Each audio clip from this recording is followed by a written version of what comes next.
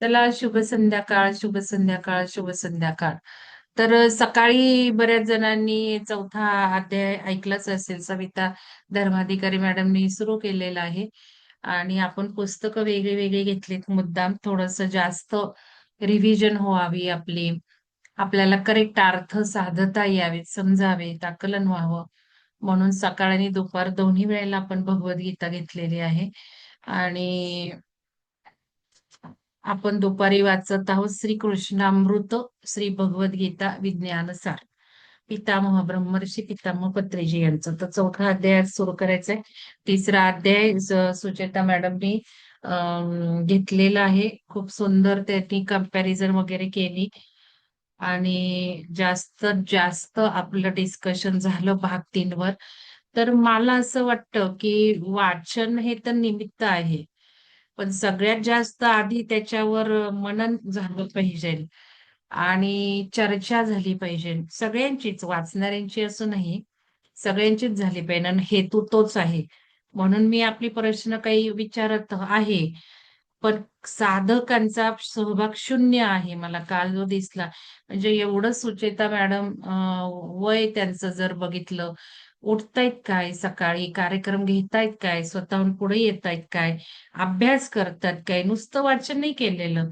पुष्कळ अभ्यासयुक्त वाचन म्हणा, चर्चा म्हणा किंवा काल तर त्यांनी दोन्ही पुस्तकातले श्लोक वाचून दाखवले. मग एवढं मॅडम सीनियर आहेत वयाने, कंटाळा न करता आपल्यासाठी वेळ देतायत, आपल्यासाठी पहाटे येतायत, दुपारी येतायत. याचं एकाने तरी भान ठेवलं आहे का तिथे? लिहिताना आपलं ठरलं आहे, की एखादं वाक्य आपल्याला काय आवडलं ते लिहायचं आहे. फक्त त्या सुवर्ण खिस्ती मॅडम लिहितात, बाकी कोणी नाहीच लिहिते. मग काय तुमच्या आकलनात जात नाहीये का काय जात नाही मला कळत नाही. पण मला थोडंसं वाईट वाटलं काल. आणि फक्त सुनेत्रा मॅडम ज्या नोकरी करतात, सुनेत्रा देशपांडे मॅडमनी लिहिलं काल सुचेता मॅडम बद्दल.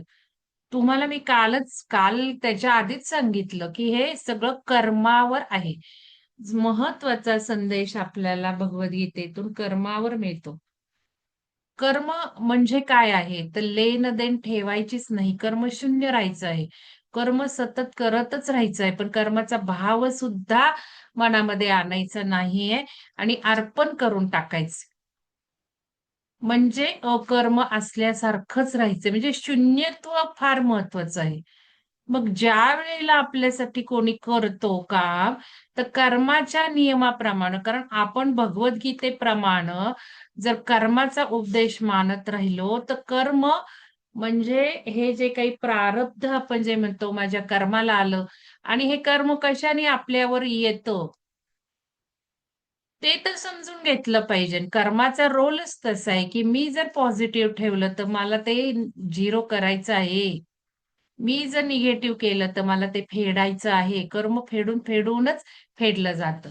मग सुचेता मॅडम जर आपल्यासाठी वाचतायत, याचा अर्थ आपण त्यांचे उपकार फेडले पाहिजेत. आपल्याला काहीतरी ते ज्ञान देतायत. आपण त्यातून काहीतरी घेतोय. म्हणून आपण एखादी ओळ लिहावी. त्यांचं जे काही आपल्याला वाटतं कौतुक करावं किंवा जे पटलं नाही ते बोलावं, व्हॉटेव्हर काहीही. मेन त्यांचा जो काही उद्देश आहे, त्या ज्या वाचत आहेत, त्याचं आपण देणं काही लागतो का? नाही लागत. मग हे चक्रातून पार व्हायचे आपल्याला. हे ब्रह्मांडाचं द्वार आहे आणि हे विशुद्धी चक्र आहे. म्हणजे कम्युनिकेशन झालं पाहिजे. व्यवस्थित रिप्रेझेंट करता आलं पाहिजे. तुम्ही सवय घ्या. हळू-हळू एक तुमच्यातलं पार करा. काही-काही लोकं किती छान बोलायला लागलेत, किती छान लिहायला लागलेत. त्यांच्या शब्दांना धार यायला लागली, विचारांना आकलन शक्ती वाढत चालली. पण किती लोकं असं करतात? मग बाकीचे तुम्ही काय सगळे झोपून काढता का? मला काही कळतच नाहीये. तिथे काहीतरी एक वाक्य भलं जाऊ देत आपल्याला दुसऱ्यांचं कौतुक करता येत नाही. पण आपण काय ऐकलं कार्यक्रमातनं आपल्याला काय तो जप करायचा आहे एखाद्या वाक्याचा, तो लिहावा, की मला आजच्या अध्यायातून हे वाक्य फार आवडलं. मला हे समजलं नाही. व्हॉटेव्हर काही एकच वाक्य घेऊन त्याच्यावर तुम्ही काहीतरी लिहिलं पाहिजे. आज आता सविता मॅडमचं एवढं सुंदर हे झालं. मी बघितलं नाहीये अजून रेकॉर्डिंग. मला वेळच नाही मिळाला.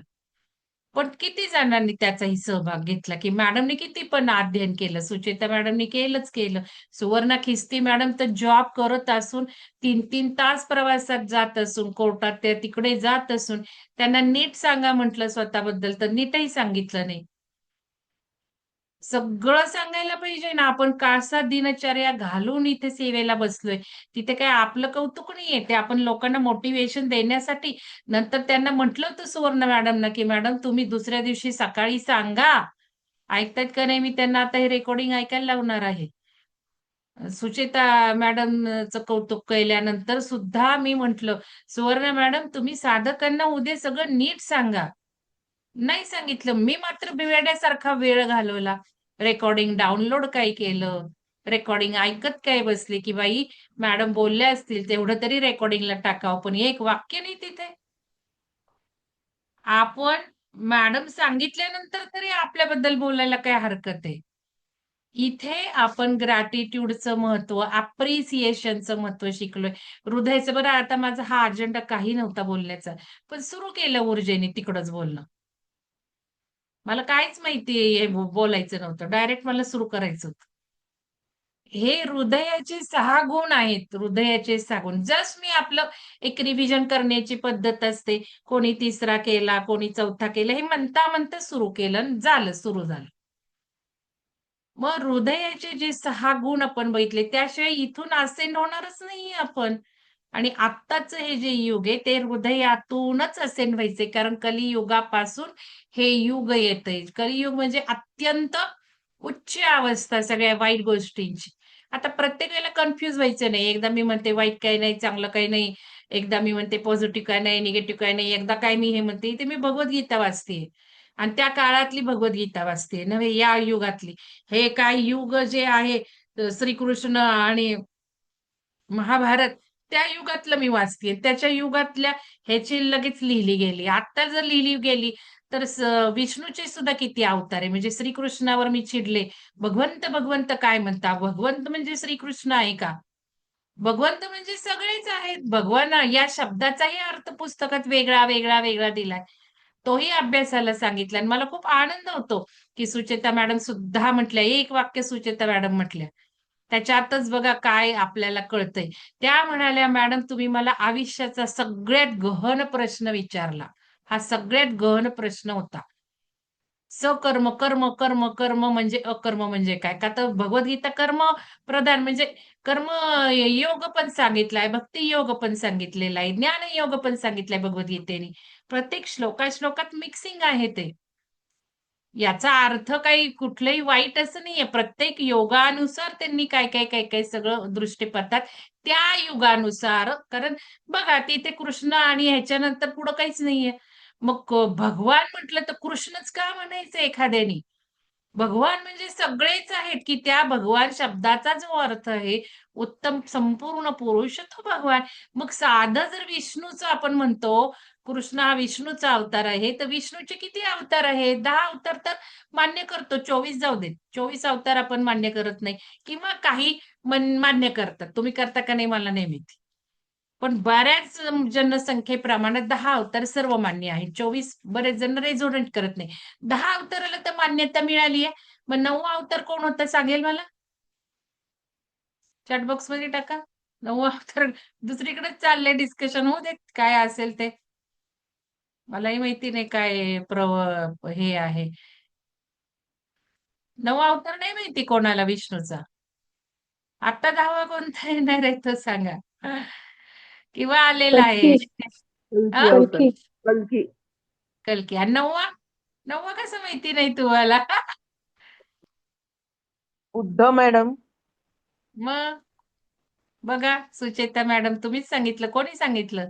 मी सांगितलं. भगवान हां? सुचेता मॅडम. सुचेता मॅडम आणि सुचेता मॅडम म्हणतात भगवान बुद्ध. मग मग आता कळेल तुम्हाला श्रीकृष्ण, श्रीकृष्ण का म्हणायचं नाही? का तर विष्णू भगवान 10 अवतार म्हणजे त्या माणसाला तरी तिथे भगवद्गीतेत म्हटलं, की मी अवतार घेतो, मी अवतार घेतो. आणि मग हे 10 अवतार मग बुद्ध का नाही भगवान हं? मग राम का नाही भगवान? मग परशुराम का नाही भगवान? अहो, हे युगानुसार लिहिलं जातं, पण युगानुसार अर्थ लावायला पाहिजेत. मग बुद्धाची काय शिकवणूक आहे? मग बुद्ध आलं की ध्यान येतच. लक्षात घ्या. बुद्ध आणि ध्यान विलग करून चालणारच नाही. बुद्धाने शांतीचा संदेश दिलाय. आणि मी तुम्हाला सांगते, जगामध्ये आता या युगाच्या एंडला असू येत नाही तर कधीही असू येत, ती शांती सर्वश्रेष्ठ आहे. सगळ्यात महान संदेश शांतीचा आहे. ती शांती ध्यानातनच प्राप्त होते. दुसरे कशातून शांती प्राप्त होत नाही. जसा इच्छांचा त्याग करतो, जसा कर्मांचाही त्याग कर्मांचा त्याग नाही म्हटलं पाहिजे. कर्मांनाही आपण भावरहित, म्हणजे जे काही कर्माला आपण मानतो, मी केलं करता आपण जसं झिरो करतो, तिथे सुद्धा शांती येते. कारण इच्छा सुद्धा जातात, सगळंच जात. म्हणून मोक्ष सुद्धा हे मायाजाळ आहे. मोक्ष मिळवणं म्हणजे मायाजाळाचीच पायरी आहे. पण कमीत कमी शेवटची. मोक्षाच्या बाहेर जर पडलं की मग सगळं, मोक्षाची इच्छा ज्या वेळेला जाईल, जसं आपण म्हणतो सद्गुण सुद्धा आपले झिरो झाले पाहिजे. सगळं सोडता आलं पाहिजे आपल्याला. म्हणजे काही विरक्ती घ्यायची, संन्यास घ्यायचा मुळीच नाही. भगवद्गीतेने तर त्याच्या विरुद्ध बरंच काही सांगितलेलं आहे. की संसारात राहूनच जो हे सगळं करतो तो महान आहे. म्हणजे याचा अर्थ संन्यास घेऊ नका असं काही नाहीये. प्रत्येक मार्गाचं, प्रत्येक ह्याचं वर्णन केलेलं आहे. तर 1 मिनिट मला द्या. मी हे जरा दुसरा माझा लॅपटॉप सुरू करत होते. मी म्हटलं बघूयात. त्याचं तर काही मला हे सुरू नाहीये. त्यांनी बंद केलं वाटतं. ठीक आहे, बघूयात शेवटी. तर आता मला अध्याय वाचायचा आहे 4था. तर याचा जो सुचेता मॅडमनी अभ्यास केला, त्याच्याबद्दल तुम्ही लिहू नका, मान्य आहे. पण जे काही सांगितलंय त्याबद्दल तुम्ही लिहा. कशाबद्दल तरी लिहा. कारण हृदयाचे 4 गुण, ऍप्रिसिएशन, काही चांगलं टिपता आलं पाहिजे आपल्याला, बोलून दाखवता आलं पाहिजे, ऍप्रिसिएट करता आलं पाहिजे. तर कसं पुढे जाणार आपण हृदयातनं? इथनं सुरुवात नाहीये का? आपण हा सगळा जो ग्रुप आपण म्हणतो, तो अध्यात्माचा ग्रुप नाहीये का? आपला सर्व विकसत गुण विकसनाचा नाहीये का? सर्व यशाचा नाहीये का आपल्याला? मग आपल्याला सर्वांगीण आपली प्रगती करायची की नाही? आपलं व्यक्तिमत्व सुधारायचंय की नाही? मग आपलं व्यक्तिमत्व सुधारायचं असेल, तर आपल्याला काहीतरी रोल करायचं का ढिम्मपणे नुसतं अटेंड करायचे कार्यक्रम? मग हे प्रयत्न टप्प्याटप्प्याने नको का करायला? कधीतरी करायला नको का? एक सगळा अध्याय सुचेता मॅडमचा झाला, तर एकदा तरी त्याच्यात भाग घ्यायला नको का? काही कळलं नाही, काय समजलं नाही, काय बोलायचा चान्स घेतला पाहिजे, काहीतरी लिखाणाचा केला पाहिजे, काहीतरी एक वाक्य, मला हे खूप वाक्य आवडलं, मी हे आता लक्षात ठेवणार आहे, असं काहीतरी झालं पाहिजे. मग ह्याच्यानंतर सविता मॅडमने किती अभ्यास केला आणि मग दोघींनीच त्याच्याबद्दल लिहिलं. म्हणजे हे थोडंसं सुधारलं गेलं पाहिजे. म्हणून मंगलताईंचं कौतुक करू नका. नाहीतर लगेच मंगल मॅडम आणि प्रत्येक ह्याच्यात मंगल मॅडम असतं. मी तर म्हटलं माझं नाव सुद्धा लिहित जाऊ नका. मग ते बरं चुकत नाही. ते बरं सगळ्यांचंच येतं. शेवटी मंगल मॅडम आल्याच पाहिजेत. ते कशाला? मी म्हणते म्हणून कौतुक करा म्हणून.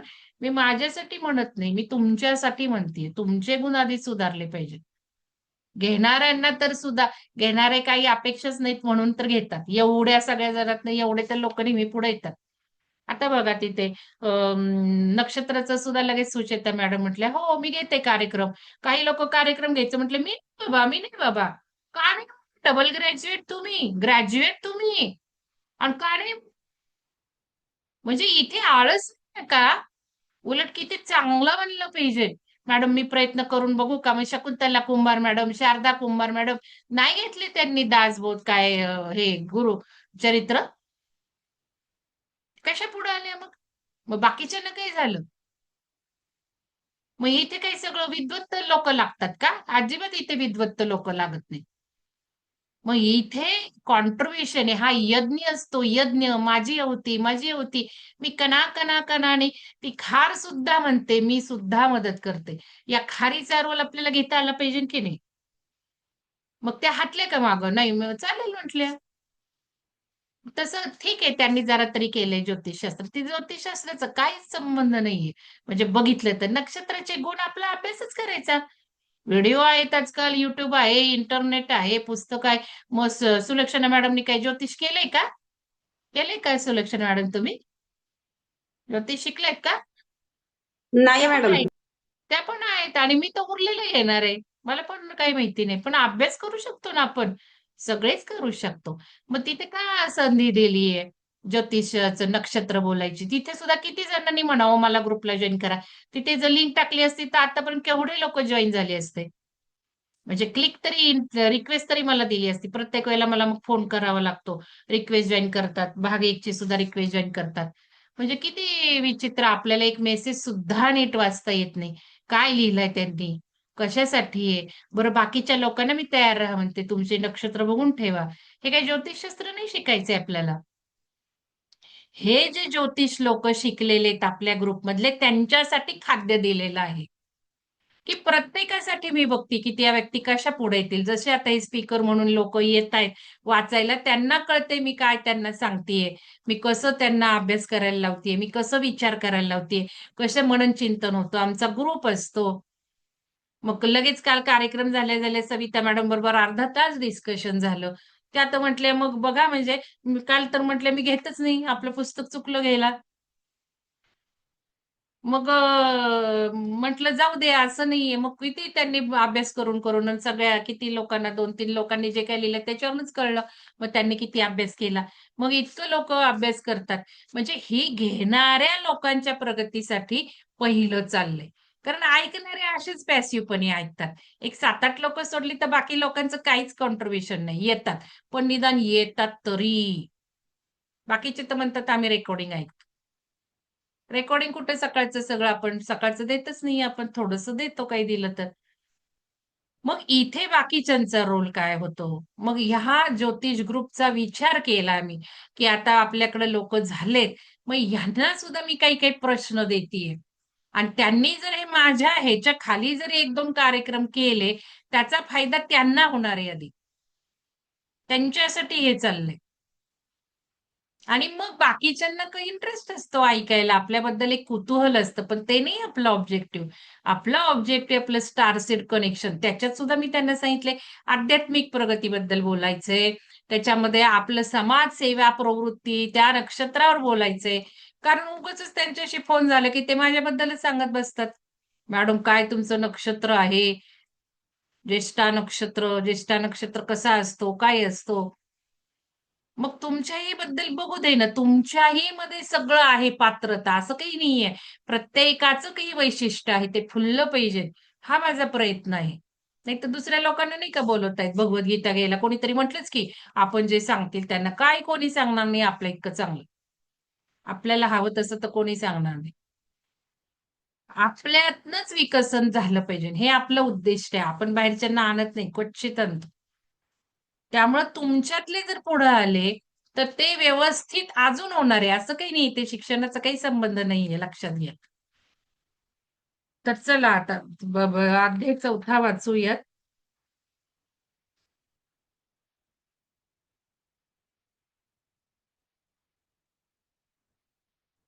तर हृदयाचे गुण विकसित करा. एखादं वाक्य लिहा तिथे, की हे मला आवडलं, हे मला समजलं नाही. काहीतरी लिहा.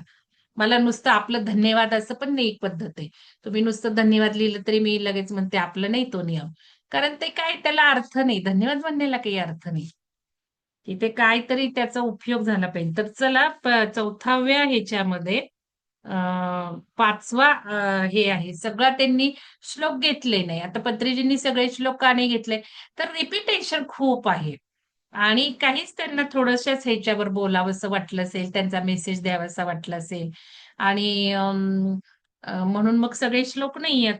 तर मी जे आहे तेच वाचणार आहे किंवा बघू कसं काय नेती उरेल आपल्याला. तर बघा मॅडम तुमचे किती झाले हो आज सविता मॅडम? आज तुमचे किती श्लोक झाले? 6 झाले मॅडम. अ 10. 10 झाले. ठीक आहे. बरं मग 6 5वा 6. बघ 6. 5वा श्लोक म्हटलेला आहे. बहुनी मे व्यतीतानि जन्मानि तव चार्जुन त्यान्यहं वेदम सर्वाणि न त्वमत वेत्थ परतप. परतप म्हणजे काय? तर बघा शत्रूंना त्रास देणारा परतप. पर म्हणजे आपण म्हणतो दुसरा आणि तप म्हणजे आपला त्रास आहे. म्हणजे तप ही एक तपच आहे. भगवद्गीता वाचणे हे सर्वांचा एक तपच होऊ शकतो. नुसतं आपलं असं बोट ठेवून जर तुम्ही पोथे वाचणारे बघितले ना कसे वाचतात, असे बोट ठेवून वाचतात. इथे काय, इथे काहीच नाही.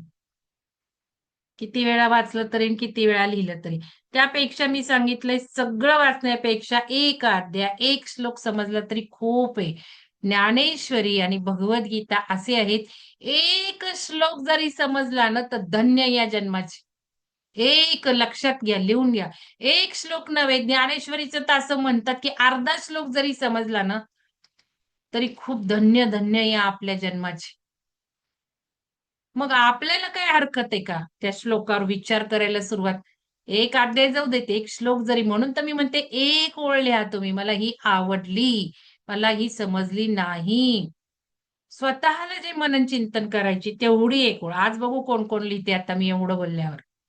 सगळ्यांनी एक ओळ डायरी लिहून घ्या, बसून घ्या, एखादं वाक्य लिहा आणि ते ग्रुपवर टाका. हे वाक्य मला खूप आवडलं, मनन चिंतनासाठी आवडलं म्हटलं तरी चालेल.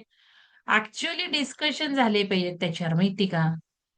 जे ज्ञानी लोक आहेत ना आपल्या ह्याच्यातले, ज्ञानी म्हणजे मी तर असं म्हणेल ज्यांना दुसऱ्यांची सेवा करायचं समजतं ते ज्ञानी लोक.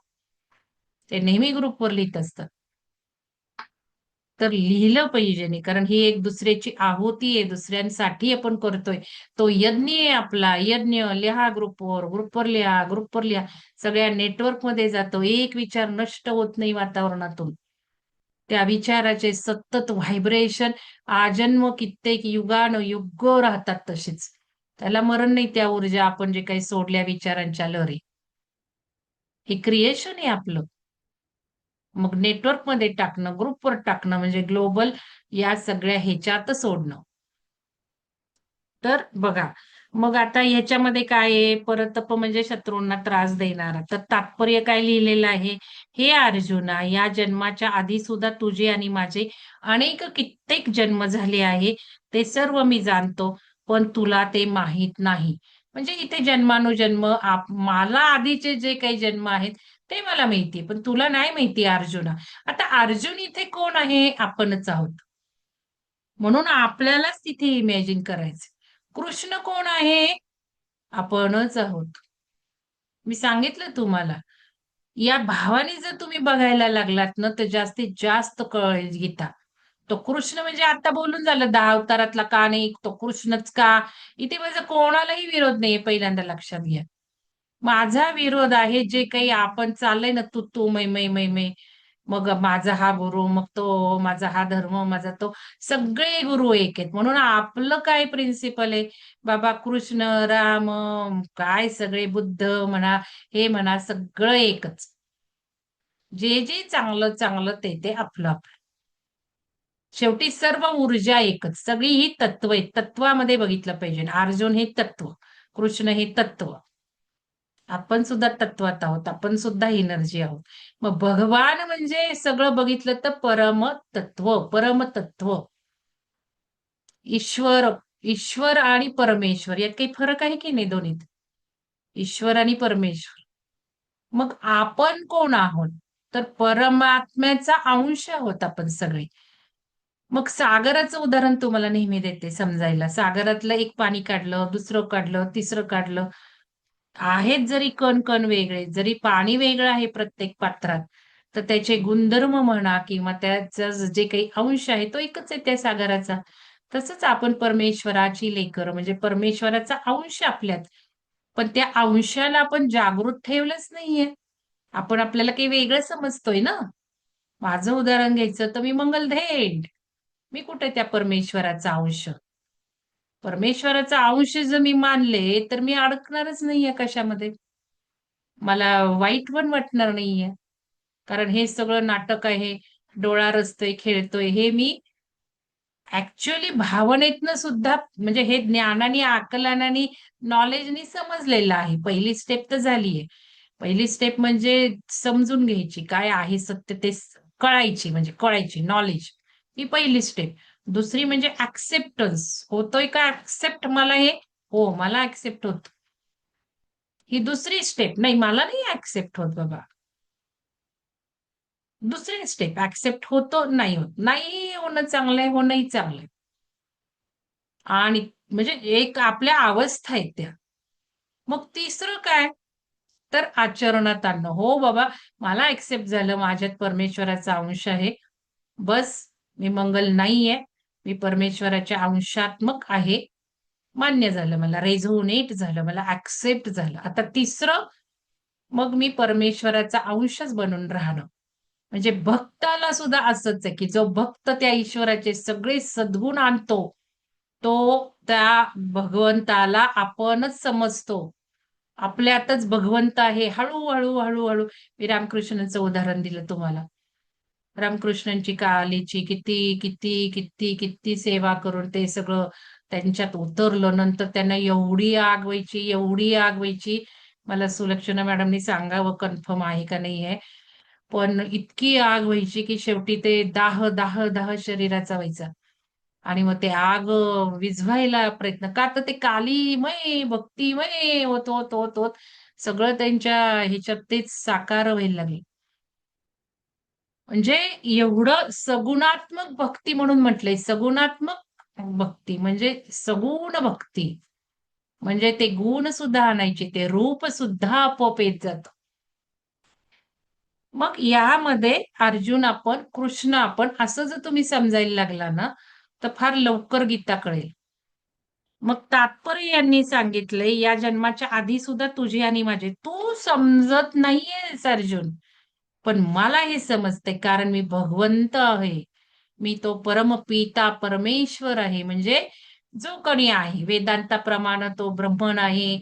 हिंदू काय भक्ती मार्गानुसार तो कोणी भगवान आहे, कृष्ण आहे, विष्णू आहे. जो काही तो सर्व गुणांनी युक्त असा, सर्व ज्ञानी असा परमपिता जो कोणी आहे तो. कोणी काय त्याला रूप द्या, पण तो मी आहे. मग मला सगळं माहितीये. करता करविता तोच आहे.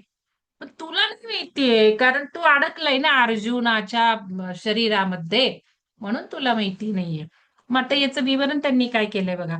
प्रत्येक मनुष्य आपल्या सर्व जन्मांच्या परंपरेत अनेक जन्म घेतो. जन्मांच्या परंपरेत अनेक जन्म घेतो. मग हिंदू असेल तर हिंदूच असणार आहे का? ख्रिश्चन असेल तर ख्रिश्चनच असणार आहे का? बिलकुल नाहीये. धर्म हा अर्थच नाहीये इथे. आपण जो लावलाय धर्म म्हणजे जात तसं काही नाहीये.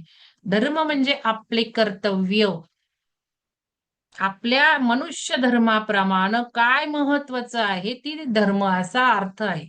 मग प्रत्येक मनुष्य आपल्या सर्व जन्मांच्या परंपरेत अनेक जन्म घेतो. भौतिक जीवनात राहत असून सर्व बाजूंचे अनुभव घेण्यासाठीच असते जन्म परंपरा. बघा, पत्रीजींनी सांगितलंय सर्व बाजूंचे अनुभव घ्यायचे. तीच जन्म परंपरा आहे. म्हणजे आता या मंगलदैनला या जन्मात जे काही अनुभव घ्यायचे होते ते घेऊन होतील त्याला मंगलदैन सुटेल. कुठं सुटेल? जे काही दुसरे अनुभव उरले ते घ्यायला.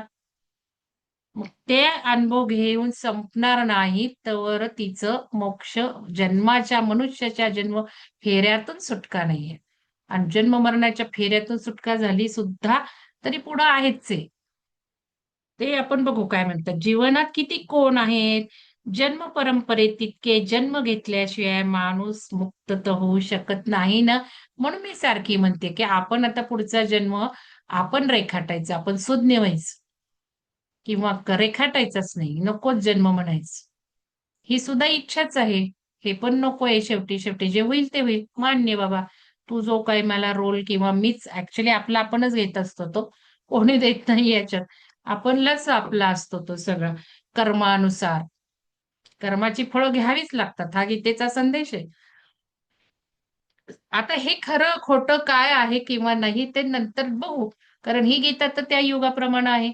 इथे आलं का बुद्धाचं वर्णन तरी एखाद्या तरी ह्याच्यात? नाही आलेलं. कारण बुद्धाचा अवतार नंतर झालाय ते भगवद्गीता अर्जुनाने कृष्णाला अर्जुनाने कृष्ण आणि अर्जुनाला सांगितल्यावर. तिथे ते आहे ना, तो रेफरन्स आहे. पण त्याचं विवेचन जे कोणी केलेलं आहे ते ऐकलं पाहिजे. वाचलं पाहिजे. सर्व बाजूंचे कोणांचे नवदर्शन घेतल्यावरच बघा सर्व बाजूंचे कोणांचे नवदर्शन घेतल्यावरच परिपूर्ण मानव होतो. आत्मा सर्वात आधी शैशवात्मा म्हणजे इन्फंट सोल च्या रूपात मानव शरीरात प्रवेश करतो. इन्फंट म्हणजे बालक नाहीये, नाव दिलंय त्याला सोल, इन्फंट सोल, बाल सोल. म्हणजे कर्म जे असतं ना आयुष्यात ते अगदी छोटं असतं, बालकासारखं असतं कर्म. जे काही अनुभव घ्यायचे त्याला ते छोट, बस तेवढेच अनुभव घ्यायचे असतात त्याला. उदाहरणार्थ पैसा पैसा पैसा पैसा, ऐश्वर्य ऐश्वर्य ऐश्वर्य, एवढेच अनुभव घ्यायचे. त्याच्या आयुष्यात काहीच दुःख नसतात, त्याच्या आयुष्यात काहीच चॅलेंजेस नसतात, कारण तो बाल असतो ना. बालक बघा कसं असतं, बालकाला काही दुःख विख असतं का? अजिबात नसतं बालकाला दुःख. कितीही काही असेल तर त्याला काही कळतच नसतं, सुख सुख सुख बस. मग हे बाल सोल म्हटलेला आहे, म्हणजे तो काही वयाने नाहीये. एका जन्मात तो बाल soul, infant soul, baby soul म्हणून कित्येक या रूपात काही जन्म जातात. कित्येक जन्म जातात बघा या आत्म्याला. इन्फंट सोलला काहीच नसतं, देणं घेणंच नाहीये, पवडायचं बसतं. मग बाल आत्म्यातून यौवनात्मक यंग सोलच्या रूपात काही जन्म घेतात. आता काही वेळेला आपला हा प्रश्न मी विचारला होता तुम्हाला सगळ्यांना, तुमचा कुठला सोल आहे सांगा. आणि बऱ्याच जणांनी मला यंग सोल काय सांगितलं आणि मॅच्युअर सोल काय सांगितलं, पण तसं काही नाहीये. कारण हे जर बघायला गेलो ना, तर आपण नाही बसत कुठं, आपण त्या इन्फंट सोललाच बसतो. लक्षात घ्या. फार फार तर यंग सोलला बसतो आपण. भले म्हणू मी मॅच्युअर्ड सोल आहे, अजिबात नाही. आपल्यापैकी कोणीच मॅच्युअर्ड नाही इथे तरी. तर बाल आत्म्यातून यौवनात्मक यंग सोलच्या रूपात काही जन्म, त्याच्या काही आणखी जन्मात होतो. प्रौढात्मा मॅच्युअर सोल ते झाल्यावर, आता हे शशिकांत जोशी सरांनी घेतलेलं आहे आपल्या ह्याच्यावर, फ्रॉम ह्युमॅनिटी टू डिव्हिनिटी आपला कार्यक्रम आहे. ते कोणीतरी व्हिडिओ टाका शोधून, अशी सेवा देत चला. तेवढं तरी करा तुम्ही. एक वाक्य नाही लिहिता आलं तर ते शोधा युट्यूबवर जाऊन. शशिकांत जोशी सरांचं नेमका हा जो आहे ना सगळ्या सोलचं त्यांनी काही वर्णन केलंय, तो टाका. तिथे सुद्धा वाद आहेत, मग कसे कोण काही कसंही म्हणतं. पण त्यांचं काय म्हणणं आहे ते तर ऐका, कारण हे त्यांचं भाषांतरी पुस्तक, म्हणून आपण ते ऐकूयात. त्याच्या काही आणखी जन्मात प्रौढात्मक मॅच्युअर सोल ते झाल्यावर वृद्धात्मा ओल्ड सोलच्या रूपात आणखी काही जन्म, विमुक्त आत्मा ट्रान्सेंडल सोल आणखी काही जन्मानंतर पूर्ण आत्म्याच्या रूपात अनंत आत्मा इन्फायनाइट सोल, परमेश्वर भगवान म्हणजे तो इन्फायनाइट सोल आहे, मध्ये बदलतो. म्हणजे सगळ्यांनाच ही स्टेज येणार आहे इन्फायनाइट सोलची. परमेश्वराचा अंश आहे ना, मग त्या परमेश्वरातच विलीन होणं म्हणजे योग. जेव्हा जेव्हा योग शब्दाचा अर्थ असतो तेव्हा त्या परम्यात विलीन व्हायचं. नुसतं ज्ञान समजून नाही, तर सर्व गुणांनी सर्व हे करून तिथे विलीन झालं, तर याला योग शब्द अर्थ आहे. आपण योगाचा अर्थ वेगळा घेतो. तर तो सगळेजण इन्फायनाइट सोल बनायचंय. आपला प्रवास हाच आहे. सगळेजण त्याचे अंश आहेत, सगळ्यांना तो इन्फायनाइट सोल परिपूर्णतेत जायचं आहे आणि सगळेजण जाणार आहेत. प्रत्येकाचा प्रवास त्या डायरेक्शननीच सुरू आहे. कोणाला किती कोटी जन्म घालायचे ते ज्याचं त्यांनी बघायचं. किती खेळत राहायचंय, किती खेळत राहायचंय ते प्रत्येकाचं इच्छा आहे ती शेवटी. मध्ये बदलतो. त्यानंतर जन्मरहित होऊन बघा, हे सगळं जन्म घ्यायचा सोलचं उत्थापन करायचं, वरती वरती सोलच्या क्वालिटी वाढवायच्या, इन्फायनाइट सोल व्हायचं, म्हणजे आपण जे मानतो ते आपल्या फिलॉसॉफीनुसार की बाबा विलीन होऊन जायचं आता. पण त्यानंतर सुद्धा जन्मरहित होऊन बघा, जन्मरहित होऊन मनुष्य, आपण जे म्हणतो ना आपल्याला मनुष्य जन्मात यायचं नाही मनुष्य, पण नंतरही काम आहे ना. मग त्या आपल्याला यांनी लिहून ठेवलंय ना, आपण पुस्तक वाचलं ना, मानवाचा महामानव. मग या लोकातील त्यात आपण बघितलं ते काय म्हणतात, ते म्हणतात मनुष्य जन्म नको, हे नाही बरोबर त्यांच्या दृष्टीने. मनुष्यासाठी सेवा करायला या. यातील जन्मरहित होऊन या लोकातील आपले कार्य पूर्ण करून इतर उन्नत वरच्या लोकांमध्ये जातो. म्हणजे ही परमात्म्याची अवस्था आल्यानंतर ईश्वरात किंवा त्या भगवानामध्ये विलीन होऊन मग तो उन्नत लोकांमध्ये जातो. म्हणून मी म्हणते देवाला तुम्ही श्रेष्ठ समजता, माझा काही विरोध नाहीये, पण त्याच्या वरती, कारण देव म्हटलं तरी 7व्या आयामाच्या खाली आहे. कारण ते सुद्धा येतात मनुष्य जन्मात, भले मोठं काम करायला येतात, काही खूप सोल त्यांचा इन्फायनाईट सोलकडे चाललेला असतो. मग ते काम करतात करतात करतात, पण त्याच्याही पलीकडे मग जन्मरहित अवस्थेनंतर इतर उन्नत वरच्या लोकांमध्ये जातो. आपण बघितले किती लोक आहेत ते लोक म्हणजे आया म्हणजे डायमेन्शन्स. मग वरच्या लोकांमध्ये जाऊन काय करायचंय? तर जन्म परंपरेच्या अंतिम दशेत शेवटी मी काय आहे हे जाणून घेण्यासाठी परत ते चाललं, मी काय आहे, मी काय आहे, मी काय आहे, तो शोध तिथेही संपत नाहीये. ठीक आहे, कारण वरच्या लोकांमध्ये वेगळं अस्तित्व आहे. मग इथे कोण गेलंय? एवढ्या वरच्या लोकात गेलाय बुद्ध, लक्षात घ्या. बुद्ध बुद्ध शून्यत्वच झाले. बुद्ध अर्थाचाच अर्थ असा आहे की शून्यत्व. मग याच्यामध्ये कित्येक आपले मोठे मोठे सगळे लोक सुद्धा अडकले गेले, अडकले म्हणा, की मग कर्म मनुष्य जातीच्या हिच्यासाठी काम करतायत ते वरच्या लोकांमध्ये बसून, जरी खाली आले नाहीत तरी. म्हणजे हे प्रत्येक आयामाप्रमाणे ते काम दिलं जाणार आहे. जसं सूर्याला दिलं 6व्या आयामाचं काम. सूर्य का 9वा लोक आहे. तर बघा, मग शेवटी या लोकातील आपले कार्य पूर्ण करून इतर उन्नत वरच्या लोकांमध्ये जातो. जन्म परंपरेच्या अंतिम दशेत, जन्म परंपरेच्या अंतिम दशेत म्हणजे मनुष्य जन्माच्या अंतिम मनुष्य जन्मामध्ये असा अर्थ आहे. अंतिम मनुष्याच्या जन्मामध्ये मी काय आहे, शेवटी मी काय आहे हे जाणून घेण्यासाठी प्रवासाला सुरुवात करतो. म्हणजे प्रत्येक जन्माची सुरुवात हीच आहे. हे प्रत्येक वेदामध्ये, प्रत्येक पुराणामध्ये हेच लिहिलेलं आहे. मानव जन्माचं उद्दिष्टच अनुभव घेत घेत घेत मी कोण आहे हेचा शोध लावणे, हे समजून घेणे. मग मी काय आहे हे जाणून घेण्यासाठी प्रवासाला सुरुवात करून एक अज्ञानी एक जिज्ञासूच्या रूपात बदलत जातो. मग आपण जिज्ञासू बनलं पाहिजे, ज्ञान पिपासू बनलं पाहिजे. जिज्ञासू एका गुरुद्वारा ध्यान मार्ग माहित करून, आता हे त्यांनी ऍडिशनल टाकलंय, पण आपल्याला हे वाचायचंय म्हणून तर आपण हे पुस्तक घेतलंय. आपण आपल्याला ध्यान लोकांना हे लावलं पाहिजे. कारण मग जिज्ञासू, अज्ञानी जिज्ञासू कसं बनणार? बरेच मार्ग आहेत.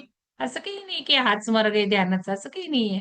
भक्तीने सुद्धा मिळतोच की तो, योगाने सुद्धा मिळतोच की तो.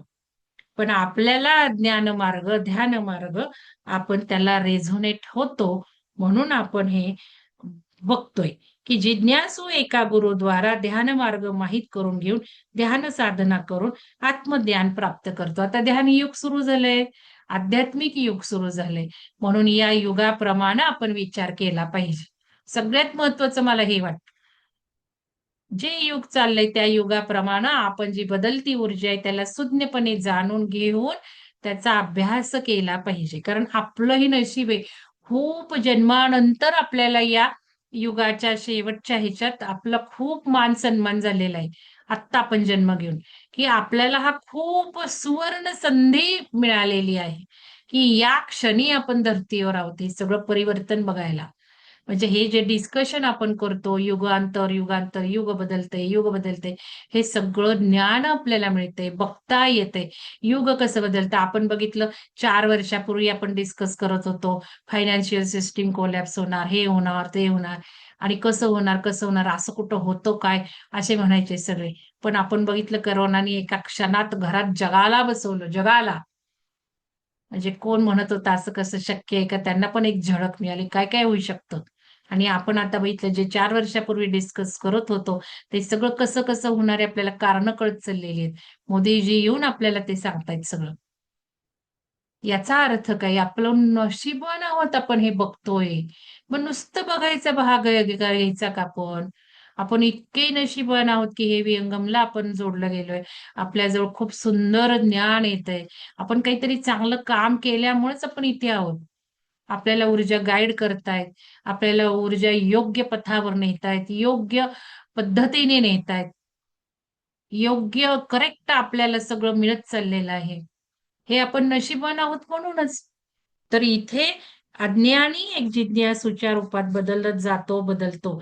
जिज्ञासू एका गुरुद्वारा ध्यान मार्ग माहीत करून घेऊन ध्यान साधना करून आत्मज्ञान प्राप्त करतो. देह नेहमी भिन्न वेगळा असतो.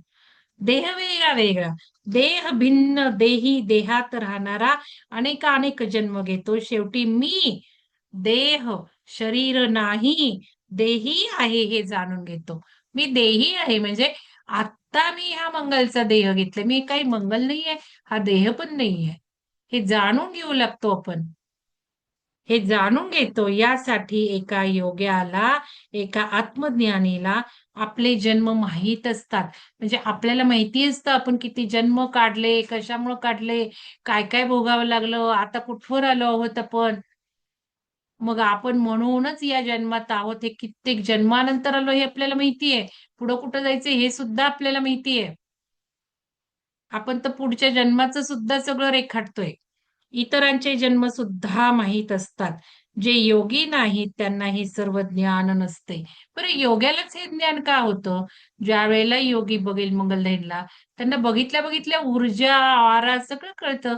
कुठं कुठं भोगत चालली ही बाई, जसं ज्योतिषाला काही कळतं पत्रिका बघून, तसं त्या योग्याला ऑरावरून कळतं. म्हणजे ध्यानामुळं सगळ्या जगाचं समजण्याची चेतना वाढते. कारण ध्यानामुळं ब्रह्मच स्वरूपाला होऊ लागतं ना. मग मी जसं म्हटलं, मी तिकडं पाठीमागचं सुद्धा या अमेरिकेतलं बघेल, कॅनडातलं बघेल. ध्यानाने या सगळ्या सिद्धी येत जातात. म्हणजे तेवढी अवस्था येते, सगळं समोरचा माणूस बसलेला सुद्धा कळतं ना. असे कितीतरी लोक माझ्या बघण्यात आहेत, की ज्यांनी ध्यान मार्गावर ही प्रगती केली, पण नंतर लोकांकडनं पैसा उकळून उकळून त्यांच्या या सिद्धी सगळ्या गेलेल्या आहेत. समोर बसलं म्हणजे मी कधी गेले नाही, पण मला इतरांकडनं ऐकायला मिळायचं. आम्ही गेलो, ते असे जन्म सांगतात आपले, निलीमध्ये नसतील तर त्यांना माहितीये, एक एक व्यक्ती त्यांना माहितीये. तर ते सगळं सांगतात. आणि नंतर काय झालं त्यांचं? काही नाही. नंतर काही लोकांना लुबाडून लुबाडून पैसा पैसा, आता काही नाही. आता त्यांना काही दिसतच नाही. असे अजून किती लोक आहेत, नाव घेऊ शकत नाही. तर हे सगळं ध्यानामुळे पात्रता येत जाते. कारण चेतना वाढते. चेतना वाढली की आपण वेगळं नाहीच आहे ना. मग ते ज्ञान सुद्धा सगळं येतं ना आपल्याला, आपोआप येत जातं ना ज्ञान. त्याला काही पुस्तकं नाही वाचत बसावं लागत. मला तर आज दृष्टांत इतका सुंदर झाला ध्यानामध्ये. पण तो कुठंही म्हणजे आता या कुठलेही ग्रंथ माझ्याजवळ 7-8 आहेत. इंग्लिशमध्ये सुद्धा आहेत. हर्षलचे पण मी तुम्हाला दाखवले नाहीत. तो छोटा असताना मी वेगळे वेगळे घेतलेत. पण माझ्याकडं आज ध्यानात इतका सुंदर गीतेचा अर्थ आला. पण तो एक्सप्लेन नाही करता येणार मला. मी जसं म्हणते अर्जुन मीच आणि कृष्ण मीच. त्याच्या पलीकडे सगळं हे जे आहे ना, अं, ते त्याच्याही पुढच्या अवस्थेचा मला अर्थ कळाला. ध्यानातून आला. बघू त्याच्यावर काही सांगता आलं तर नंतर सांगेल. एक नुसता एक हे येऊन गेला धागा. त्याच्यावर अजून माझंच मनन चिंतन झालं नाही. बघूयात. पण सुंदर आलं ते. आणि त्याच्यातच मला कळलं, की अरे हे पुढं लिहिलेलंच नाहीये. पुढच्या लोकांनी परसेप्शननी ते सगळं कृष्ण आणि झाला, अर्जुन झाला, त्याच्यानंतरच्या पुढच्या ज्या काही घटना सगळ्या घडल्यानंतर एक युग येऊन गेलं, कलियुग. त्याला पण अनुसरून काही वर्णन, एक्सप्लेनेशन द्यायला हवी होती ना. जे योगी नाहीत त्यांना हे सर्व ज्ञान नसते. जे योगी नाहीत त्यांना हे सर्व ज्ञान नसते. आता योगाचा अर्थच मी सांगितला तुम्हाला. योग म्हणजेच तो परमपिता बनून जाणे. मग तोच झाला तर तो योगी झाला ना. म्हणून योगीला सर्वज्ञ आहे. त्यामुळे ते अनेक प्रश्नांमध्ये अडकतात, गोंधळून जातात. आता 7वा श्लोक बघा ना. यदा यदा हि धर्मस्य ग्लानिर्भवति भारत, अभ्युत्थान धर्मस्य तदात्मान सृजाम्यहम्. मला नीट वाचता येत नाही, मी काही शिकलेली नाहीये बरं का. मी आपलं शिकलेली म्हणजे भगवद्गीता वगैरे काही वाचन कधी केलं नाही, क्लास कधी केला नाही, काही नाही केलं. मी संस्कृत मात्र शिकलेली आहे. 1-2 संस्कृतच्या परीक्षा दिल्या, त्याच्यात टॉपर पण आली होती. पण तेवढ्या पुरतच ज्ञान आहे मला, काही असं हे नाहीये. तर तात्पर्य बघा. हे भरतवंशाच्या अर्जुना, धर्माचा नाश होऊन जेव्हा जेव्हा अधर्म अत्यंत वाढू लागतो, तेव्हा तेव्हा मी मला स्वतःला सृष्टीत करत असतो. तेव्हा मी तेव्हा तेव्हा मी जन्म घेत असतो. बघा हा काय म्हटलंय. या श्लोकाचा अर्थ 7व्या श्लोकाचा उद्या होतील सोयीता मॅडम अजून सांगते. हे भरतवंशाच्या अर्जुना, धर्माचा नाश होऊन जेव्हा जेव्हा अधर्म अत्यंत वाढू लागतो, तेव्हा तेव्हा मी मला स्वतःला सृष्टीत करत असतो. तेव्हा तेव्हा मी जन्म घेत असतो. मला जे इन्स्टिंक्ट आलं ना ते असंच आलं. सगळं शेवटी आपणच जन्म घेतो. आपण म्हणतो ना कृष्णाचा अवतार आला, विष्णू आला, राम आला, परशुराम आले, बुद्ध आला, कल्की आला, हे आपण जे म्हणतो ना ते सगळं आपणच अवतारित होत राहतो, असं मला ते आलं. आपणच अवतार घेतो म्हणजे बघा, आपण आता जस्ट वाचलं, थोडस जोडला गेला पॉइंट. अजून अजून मी मनन करेल याच्यावर, की जसं आता आपण आधीचा श्लोक वाचला की आपणच जन्म जन्म जन्म घेत बसतो आणि आपला इन्फंट सोल तरुण होतो, तरुण काही वृद्ध बनतो किंवा इन्फानाइट सोल बनतो. ह्या जसा प्रवास आपला दिलाय, तसंच आपल्याला शिक्षण झालं, शिक्षण शिकणं झालं, आपण मानू लागतो, सत्य मानू लागतो की तो परम अंश आपलाच आहे, म्हणजे तो आपला इन्फायनाइट सोलही आपणच. मग तो इन्फायनाइट सोल आपण बनतो आणि मग तो बनल्यानंतर आपणच अवतार घेतो. म्हणजे हे सगळं शेवटी आपणच सगळं चाललंय, आपल्याच अवस्था, आपलीच प्रगती करण्यासाठी आपण अवतरित होतो ना. आपण नाही का जन्म घेत, आता काही मंगल, मागच्याला काही समजा कोणी असेल, पुढच्या जन्मी काही कोणी असेल. मग हे आपल्याच हातात आहे ना, आपणच आपल्या जन्माचं सोल स्क्रिप्ट लिहितो की नाही. आपणच प्रोग्राम लिहितो, आपणच आपले आई वडील निवडतो. हे जसं आहे ना, तसं अवतरित सुद्धा आपणच होतो. म्हणजे का असं मला आलं माहिती का ध्यानातून? बघा मला आत्ताही या क्षणाला आपण जसं म्हणतो, की हे डोळा प्रोड्यूस करतो, हे काही नाही, हे मायाजाळ, हे आपल्या डोळ्यांचं क्रिएशन आहे. डोळा पाहत नाही तर डोळा सगळं क्रिएट करतो.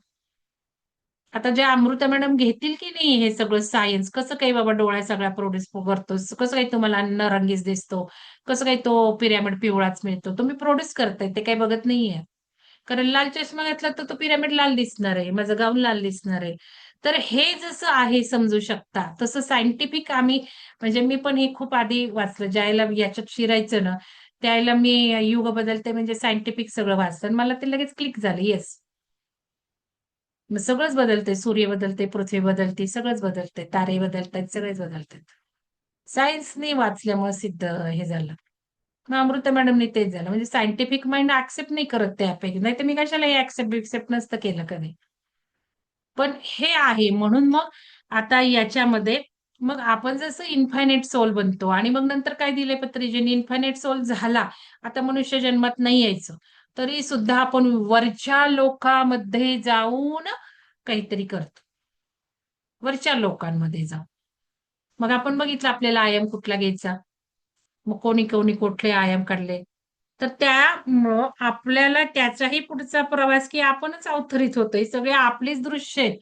आपण जसं कृष्ण तसंच अवतार सुद्धा आपणच घेतो, आपलाच तो चेतनेचा अंश अवतार घेतो, आपणच अवतरित होतो, म्हणजे आपला डोळाच तो सगळं क्रिएट करतोय.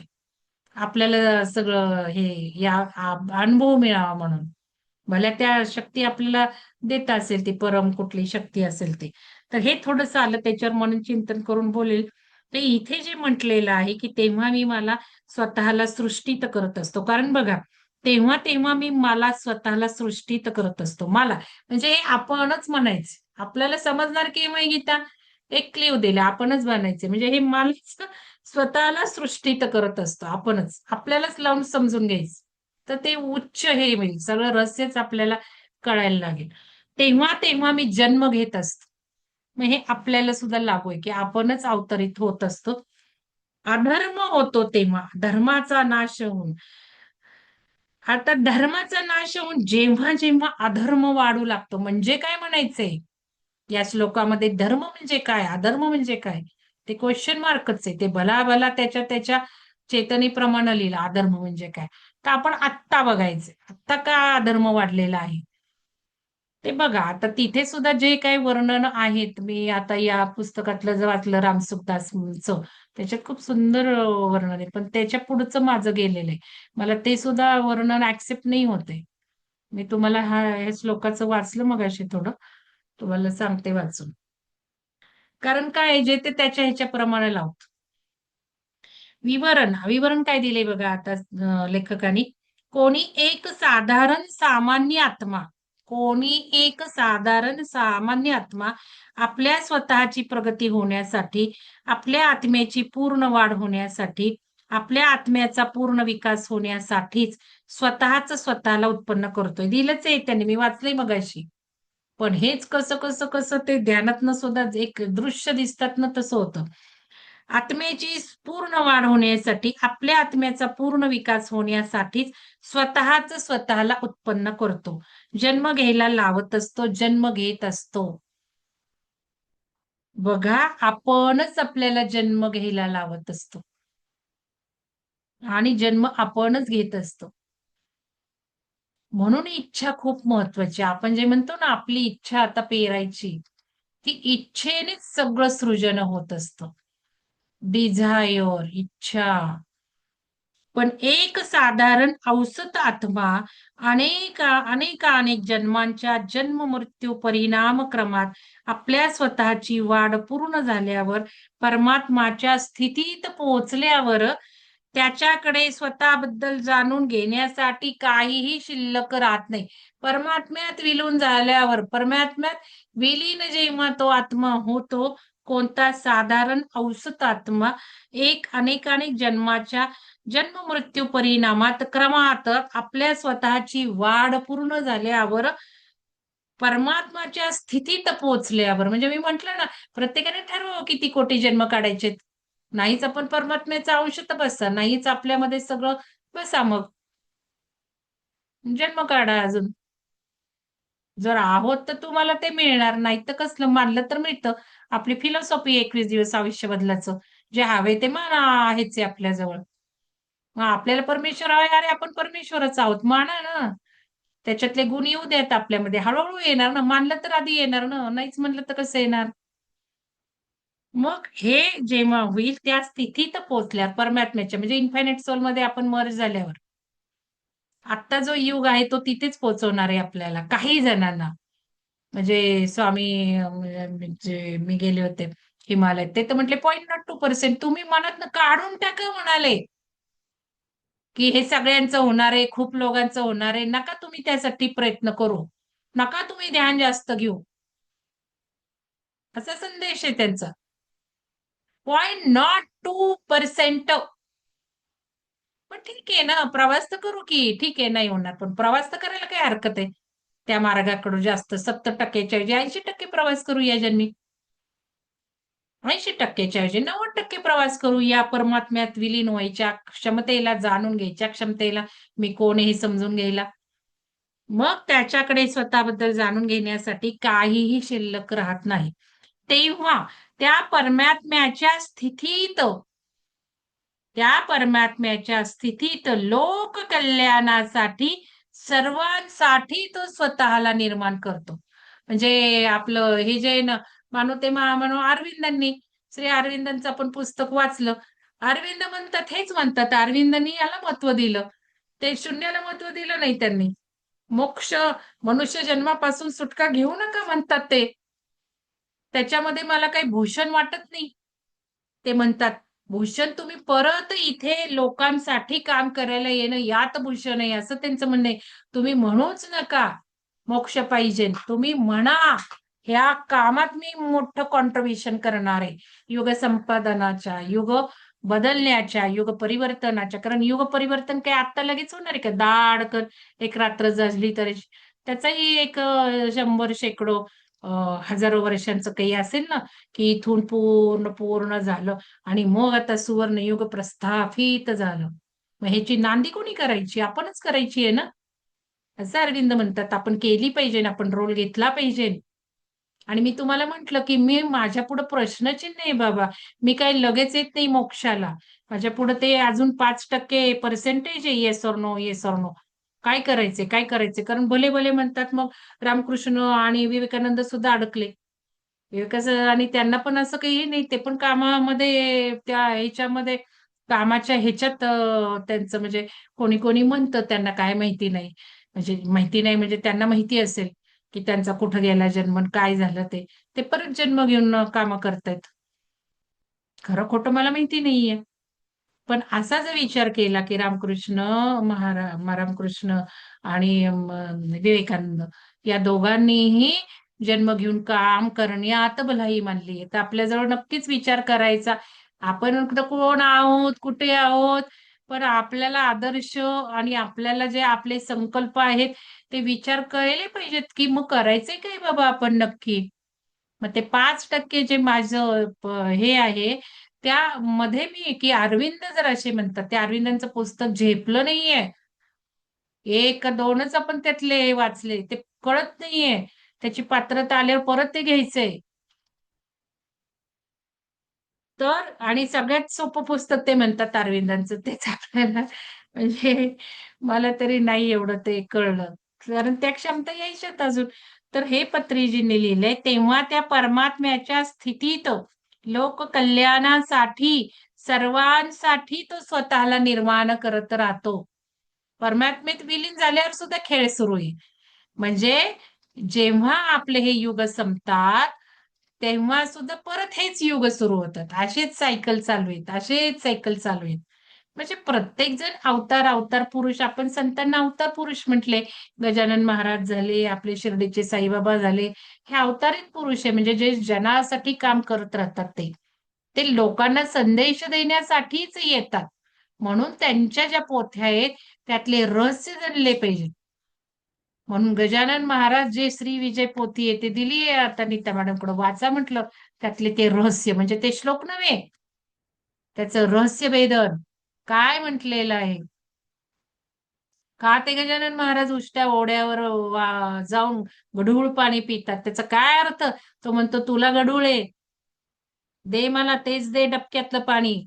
त्याचा अर्थ काय आहे. नको जाणून घ्यायला का ती गजानन विजय तेच तेच तेच तेच वाचायचं.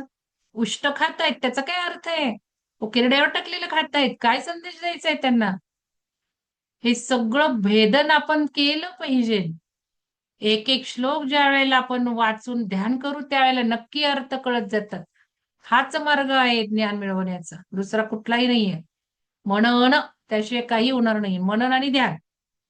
मग तेव्हा त्या परमात्म्याच्या स्थितीत लोककल्याणासाठी सर्वांसाठी तो स्वतःला निर्माण करत राहतो. तशाच प्रकारचा एक परमात्मा आहे श्रीकृष्ण. बघा तशाच प्रकारचा आत्मा अवतारित पुरुष म्हणून आलाय. भलं मनुष्य देहात आलाय पण तो परमात्म्याचाच अंश म्हणून आलाय आणि आपण तो सगळेच आहोत. कारण कृष्ण आपणच आहे म्हणायचंय मी तुम्हाला सांगितलं. तो पुन्हा पुन्हा जन्म घेत असतो. केव्हा जेव्हा लोकांमध्ये अधर्म हा आता हे जे अवतारित पुरुष आहेत किंवा आता कृष्णाचे दशावतार जेव्हा आपण म्हणतो तेव्हा हे युगाच्या शेवटीच येतात. अधर्म वाढतात म्हणजे महत्वाचे कार्य मोठे कार्य घेऊन येतात. म्हणून ती जी आहे द्रौपदी त्या द्रौपदीने धर्म युगांतराची क्षमता तिच्या सगळ्या गोष्टीमुळे घडली आहे. केवढी महान होती द्रौपदी की जिच्या त्या एका प्रसंगावर सगळं युग परिवर्तनाचं सगळं त्या धर्माला न्यायासाठी युद्ध केलं गेलं. म्हणजे अधर्माचा नाश त्यामुळे झाला. रामाने तरी तेच केलं. रामाने काय केलं. मग हे कोणामुळे घडलं. एक ठिणगी ज्याच्यामुळे पडती तेवढी ती पात्र असावी लागते व्यक्ती. म्हणजे वाईट काहीच नसतं. हे जे मी सांगते ते कळायला लागेल तुम्हाला एक एक दृश्य जर घेतली तर. शेवटी नांदी तिच्याकडनं झाली. त्या क्षमतेने तिच्या कार्याकडनं ते घडलं. प्रत्येकाचा रोल आहे प्रत्येकाचा. तशाच प्रकारचा एक परमात्मा आहे श्रीकृष्ण पुन्हा पुन्हा जन्म घेत असतो. किंवा जेव्हा लोकांमध्ये अधर्म वाढतो तेव्हा लोक सत्य विसरायला लावतात. तेव्हा का अधर्म वाढतो त्याला सत्य विसरायला लावतात. आत्मसत्याची आठवण करून देण्यासाठी. बघा यांनी काय म्हटलंय. आत्मसत्य आपण आत्मा आहोत शरीर नाही याची आठवण करून देण्यासाठी. त्याद्वारे सर्वांना धर्माचरणाच्या रूपात तयार करण्यासाठी. त्याद्वारे म्हणजे आत्म्याची आठवण करून द्यायला सर्वांना धर्मचरणाच्या रूप. मग आता प्रत्येक युगाप्रमाणे ते समजून सांगतात. मग सगुण रूप देतात आणि मग काय यज्ञ करायला लावतात. सगळ्या गोष्टी काही वाईट नाही, सगळं चांगलं आहे. त्या त्या युगाप्रमाणे ते केलं पाहिजे तर फळ मिळणार आहे, नाही तर नाहीच फळ मिळणार. मग आपल्याला दत्तात्रयांनी स्वामी दत्तात्रयांनी सांगितलंय संकल्प हे सुवर्ण सत्य युगातलं मेथड आहे काही मिळवायचं. तुम्हाला जर काही हवंय यश आहे संकल्प म्हणजे उद्दिष्ट पेरणं. उद्दिष्ट पेरले तर मिळणार आहे. म्हणजे शेवटी असं सगळं आहे. तर वेद व्यास येशू ख्रिस्त गौतम बुद्ध. बघा आता कसं मग भगवान असं पाहिजे की नाही पक्षपातीपणा नाही पाहिजे. तेवढं मोठ्या माणसाचं विजन असावं लागतं. इथे चक्क वेदव्यास सुद्धा भगवानच होते की त्यांनीच शेवटी हे लिहिलंय की सगळं. येशू ख्रिस्त होतेच, गौतम बुद्ध, वर्धमान महावीर, अशा कितीतरी परम आत्म्यांचा पुन्हा पुन्हा जन्म होत असतो. पुन्हा पुन्हा जन्म होत असतो. परम आत्मा याचा अर्थ परमस्थितीपर्यंत पोहोचलेला आत्मा. जाणून घेण्याजोगे सत्य हे आहे की हे आपल्या स्वतःच्या आत्म्याची अधिक वृद्धी होण्यासाठी आहे. बघा, सगळ्याच कॉज आहे की आपल्या आत्म्याचा वृद्धी विकास ही झाली पाहिजे. आत्म्याचा अधिक वृद्धी होण्यासाठी आहे, पूर्णपणे आपल्या इच्छेनुसारच. आपण आपल्या स्वतःलाच पुन्हा पुन्हा जेव्हा निर्माण करत असतो आहे की नाही बघा, आपण आपल्या स्वतःलाच पुन्हा पुन्हा जेव्हा निर्माण करत असतो. जन्म घेण्यापूर्वीच आपण स्वतः आईच्या गर्भाची निवड करून, इथे यांनी जे दिले ते आपल्या रूपातनं सांगितलंय. पण मी जे म्हणते कृष्ण अवतारित होतो, मला जे ध्यानात आलं ते हे की तिथे सुद्धा आपणच अवतारित होतो. आता ते बघू थोडंसं मनन केल्यावर का असं तुम्हाला एक्सप्लेन करता येईल बघू. इथे पत्रीजींनी हे दिलंय, आपण निर्माण होत असतो, आपण जन्म घेत असतो. पण मला म्हणायचे जो अवतार पुरुष असतो ना, तो सुद्धा आपलाच कॉन्शियसनेस आहे ना, म्हणजे आपलंच एक उच्च रूप आहे. कारण आपली सुद्धा डिझायर असते ना, आपल्या सगळ्यांची एक आत्म डिझायर आहे की आपल्या आत्म्याची प्रगती व्हावं. भले आपण विसरून गेलोय, भले आपण इस्टेट, संपत्ती, गाड्या, दागिने यात आपली भलाई मानतो. पण ती होऊन होऊन होऊन होऊन कधीतरी अशी वेळ येईल ना, कारण जसं मी म्हणते बघून बघूनच आपल्या इच्छा लवकर आपण रिकव्हर करतो, म्हणजे पार करतो. त्याचं काहीच वाटण होतं. खूप पैसा आला की पैशाचं काही वाटण होतं. खूप खायला प्यायला मिळालं की त्याचंही काही वाटण होतं. बघून बघून बघून काही काही खायची इच्छाच राहत नाही. अशी आपल्या अवस्था होत जातात. मग आपण सुज्ञ सुज्ञ बघायला लागतो. कारण ज्या गोष्टी भोगून झाल्या, ज्या गोष्टी आपल्याकडे खूप आहे त्याचं काहीच वाटत नाही, निरीच्छ होत जातो. मग असं हे जेव्हा आहे, तर इथे जे आपण अवतार म्हणतो, कृष्णाचे अवतार म्हणतो किंवा मोठं काम म्हणतो. मोठं काम जे घेतात ते हे सगळे पुरुष आहेत ना. इथे बघा, येशू ख्रिस्त, गौतम बुद्ध, वर्धमान महावीर, आणि त्यांनी कंसात शशिकांत जोशी सरांनी लिहिले. आपली पत्रीजी सुद्धा, पत्रीजींनी नाही लिहिलं स्वतः, पण त्यांनी लिहिलंय कारण त्यांनी गुरु मानलेलं आहे ना त्यांना, म्हणून. मग ते त्यांना सगळं पत्रीजी म्हणून मग ते पण म्हणजे सगळाच माणूस, सगळीच माणसं त्याचा अंश आहे ना, भले थोड्या थोड्या प्रमाणात काम करत असतील. मग तेच आपण जर बघितलं तर बघू काय काय होतंय असं. तर जन्म घेण्यापूर्वीच आपण स्वतः आईच्या गर्भाची निवड करून जन्म घेतो. म्हणजे त्यांनी सुद्धा पत्रीजींनी लिहिलंय आपण निवड करतो. कोणत्या आई वडिलांच्या पोटी जन्म घ्यायचा आहे, कोणते कार्य करण्यासाठी जन्म घेत आहोत, बघा कोणते कार्य करायचे असा निर्णय घेऊन मग जन्माला येतो. मग जन्म घ्यायच्या वेळेला मरायच्या आधी आठवतो नाही, सूडच घ्यायचंय. त्या रामने काय ते आम्हाला हिने फार छळलंय. कोणी असो, भले जाव असो, दीर असो, सासू असो, कोणी मनात सुप्त इच्छा असतात ना, एक सगळा जीवनपट आपल्याला दाखवला जातो म्हणे. आणि मग जिथे आपण अडकतो, यातना होतात, दुःख होतं, तिचा बदला किंवा किती छळलं मला की संपलं, तिच्यासाठी येतोच आपण परत, असं म्हटलं जातं. खरं कुठं माहिती नाही मला. मग कोणते कार्य करण्यासाठी जन्म घेत आहोत, म्हणून आपण आता माफ करून टाकायचंय सगळ्यांना. आपण माफ करतो दिलदारपणाने. माफ केलं की झिरो करून टाकतो, म्हणून दृश्य आठवायचे, म्हणून धन्यवाद म्हणायचे, खूप धन्यवाद द्यायचे, प्रेम द्यायचाय, प्रकाश द्यायचाय, छान छान म्हणायचे. मग न्यूट्रल केलं की काहीच नाही वाटणार मरताना आठवलं की आपल्याला. हे केलं नाही तर काय होणार आहे मग. रिहर्सल मरणाच्या करायच्याच सारख्या खूप वेळा सांगून झालं. हे केलं पाहिजे, क्लिन्झिंग झालं पाहिजे. म्हणजे शेवटी ह्या टाईपचे ध्यान सुद्धा गरजेचे आहेत ना. मग कोणते कार्य करण्यासाठी जन्म घेत आहोत असा निर्णय घेऊन जन्म घेतो हे लक्षात ठेवायला हवे, याचे स्मरण ठेवायला हवे. हेच आध्यात्मिक शास्त्रात, स्पिरिच्युअल सायन्स मध्ये अत्यंत मुख्य सूत्र आहे. स्पिरिच्युअल सायन्स हेच शिकवतं. मग आता आपण त्याच्या पुढचं मानतो. आपण पुढचं काय म्हणतो, आपण लॉ ऑफ कर्मा डिमोलिश झाला म्हणतो. म्हणजे मी तुम्हाला सांगते, त्याच्याही पुढचं का म्हणतो आपण लॉ ऑफ कर्मा डिमिलेज झाला? कारण आपल्या प्रवृत्ती आहे ना, कर्म कर्म कर्म मनात ठेवतो.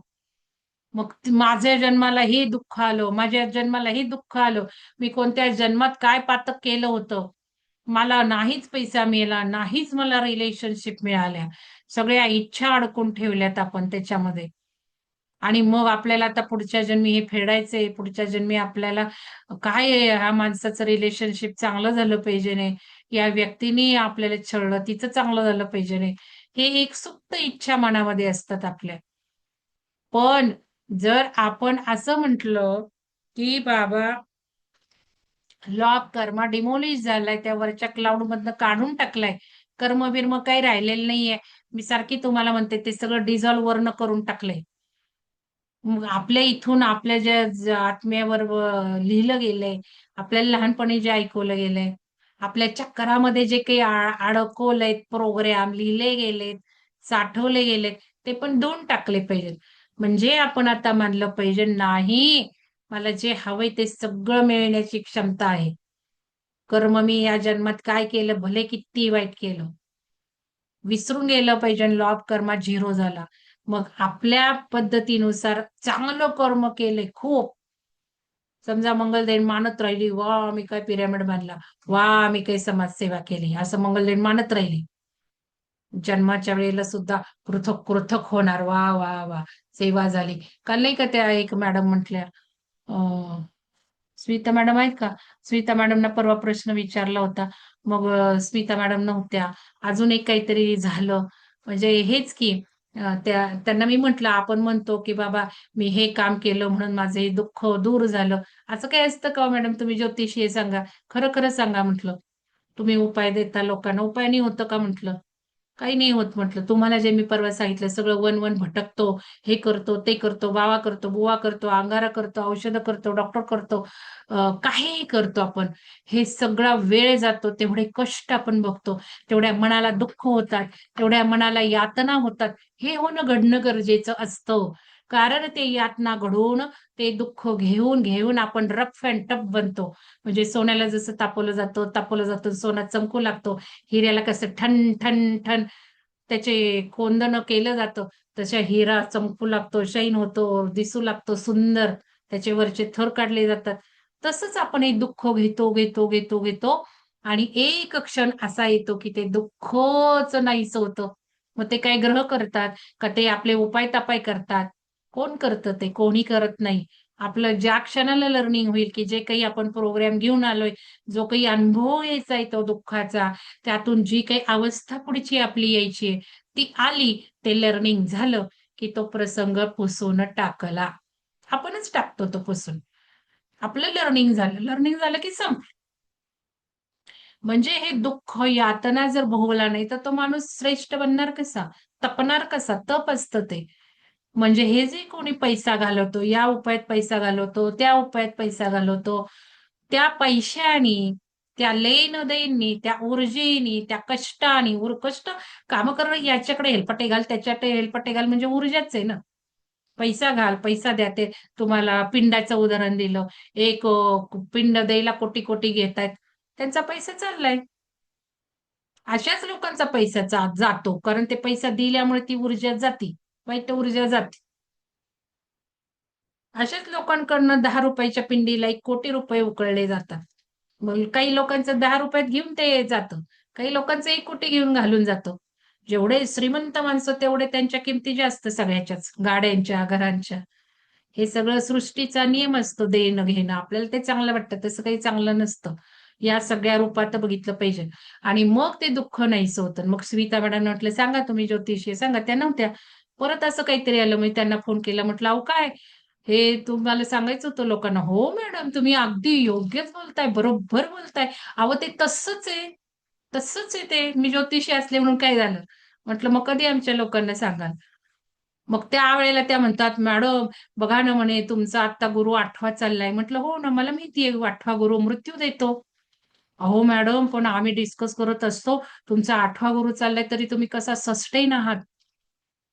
आणि खरं सांगू का म्हणतात, आता ते नाही येत, नाही तर त्या आई त्यांना रेकॉर्डिंग ऐकायला लावून बोलायला लावून त्यांचं मत ग्रुपवर आपण करू ना असं.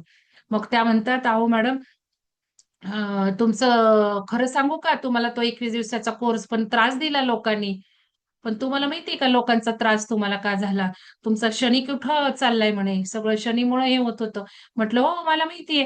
त्या कोणत्या मॅडम आहेत अजून आपल्या एक प्रीती, त्या तर मला लगेच म्हणे मॅडम शनी मानेवरनं चाललाय म्हणून तुम्हाला मान त्रास देतीये. म्हटलं तुम्हाला काय माहिती? अहो मला तुम्ही एकदा बोलता बोलता माहिती सांगितलं 4 फेब्रुवारी मी काढलं सगळं. मला द्या म्हणे वेळ, मला अभ्यास करायचाय तुमचा. म्हटलं त्यांनी मला सांगितलं शनी मानेवरनं चाललाय. मग काय असतं बघा ना. हे सायंटिफिक प्रोग्राम नाहीत का आपले. तो काही ग्रहाचा मला त्रास झालेला नाहीये, लक्षात घ्या. उदाहरण मी माझं देतेय. तो माझाच प्रोग्राम होता. माझ्या लर्निंगचा तो प्रोग्राम आहे. मी त्याच वेळेला जन्मले. माझ्या ग्रहदशा त्याच घेऊन मी आले. म्हणून तो शनी मानेवर काम करत आहे अजूनही. 30 मे पर्यंत आहे. मग त्यांनी मला सांगितलं, "मॅडम शनी मानेवर काम करते, पण 1 जून येऊ द्यात. गुरु आला तुमचा बदलला की गुरु कव्हर देईल." म्हटलं, "मॅडम मला हे माहिती आहे. मी लर्निंगच सगळं शोधतेय." मग आता हे जे 5वा कोर्स केला ना शिवसर्वोदय शास्त्र, त्यांना हे सगळं ज्ञान देणं चाललंय. त्यांना त्यांचा अभ्यास करणं चाललंय. त्यातले 1-2च लोकं करतायत. बाकीचे नुसते पहुडलेत मस्त कोर्स येऊन पिरॅमिडला येऊन. कोर्स करण्यात काहीच नसतं. हे जे कोर्स नंतर होतं ते आपल्याकडे खरं सुरू होतं. त्यातले हार्डली लोक 1, 2, 3 करतात. बस तिघींचंच आले मला संकल्प अभ्यास करून. बाकीच्यांचं पुढे गेलंच नाही. अमृता मॅडम चाललं, सुलक्षणा मॅडम चाललं, दोघींना गायडन्स देऊन झालं. सुनेत्रा देशपांडे मॅडम ज्या नोकरी करतात त्यांचं आलं. बस तिघींचं आलं. तिघींना पूर्ण डायरेक्शन दिल्या. अजून त्याची मीटिंग घ्यायची आहे उद्या शनिवार. मग आता शनिवारची मीटिंग उद्यापासून ग्रुप वाईज शिवसर्वोदय शास्त्र सगळ्या ग्रुप वाईज मी पुढं पुढं नेणार आहे, आता त्याच्यात जाणार आहे. तर हे डिस्कशन झालं स्मिता मॅडमचं. मग त्या म्हणे मॅडम गुरु 8वा आहे. म्हटलं हो ना मृत्यू. नाही नाही म्हणे आम्ही चर्चा करत असतो, तुम्ही सस्टेन आहात, आमची सेवा करताय ना, म्हणून बघा ना तुम्हाला काही त्रास होत नाही. म्हटलं असं कसं म्हणतात तुम्ही, त्रास होत नाही असं म्हणू नका. मी काही सगळे त्रास तुम्हाला सांगत नसते. जे काही त्रास सांगते त्यातनं काही सीखही सांगत असते. तुम्हाला वाटतं काही त्रास होत नाही.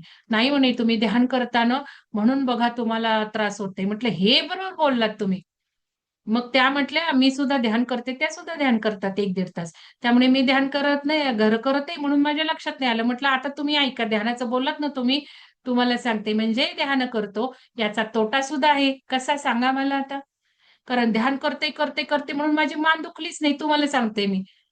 मान दुखली की ती थोडीशी आणि मग ते कबीर बाईचे म्हणतात, "तुम्ही किती उशीर केला हो यायला?" "अहो, खूप उशीर झालाय तुम्हाला. आता 3 महिने हे सगळं करावं लागणार." मी म्हटलं, "माझी मान फारशी दुखलीच नाही." स्टेजेस काय असतात? हे हाताची बोटं जी बधीर झाली त्याच्या स्टेजेस असतात. दुखणं, दुखणं, दुखणं. मग मुंग्या येणं, मुंग्या येणं, मुंग्या येणं. मला मुंग्या आल्याच नाहीत. आणि मुंग्याच्या पुढची स्टेज बधिरता. मग स्मिता वरांडे मॅडमशी बोलले, "मॅडम ध्यानामुळे हे होत नाही. ध्यानामुळे होत नाही, पण मग हे मला तुम्हाला सांगायचंय." त्यांना मी मी त्यांना ज्योतिषाचार्यानं सुद्धा माझ्या विहुनी सगळा विचार करायला लावतीये.